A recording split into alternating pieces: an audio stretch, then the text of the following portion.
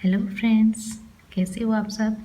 I hope कि आप बहुत अच्छे से होंगे। और आज मैं बना रही हूँ एक स्पेशल टमाटो चटनी जिसमें मैं बम्बू रूट्स डालूँगी। और ये उड़ीसा का बहुत ही फेमस, बहुत ही वेल नोन टमाटो चटनी है, जिसको ये बम्बू रूट्स को हम करड़ी बोलते हैं और ये टमाटर के साथ बनाते हैं। तो इसके लिए हमने लिया है रेड टमाटो, जो कि सॉफ्ट और जूसी है। और ये मैंने बम्बू रूट्स को थोड़ा वॉश करके लिया है, थोड़ा हाफ कप जितना लिया है।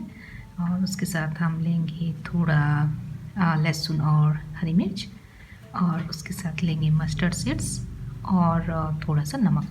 तो बहुत सिंपल से इंग्रेडिएंट्स हैं और बहुत इजीली बन जाता है और ये बहुत ही चटपटा होता है। तो चलिए देखते हैं कि कैसे बनाना है।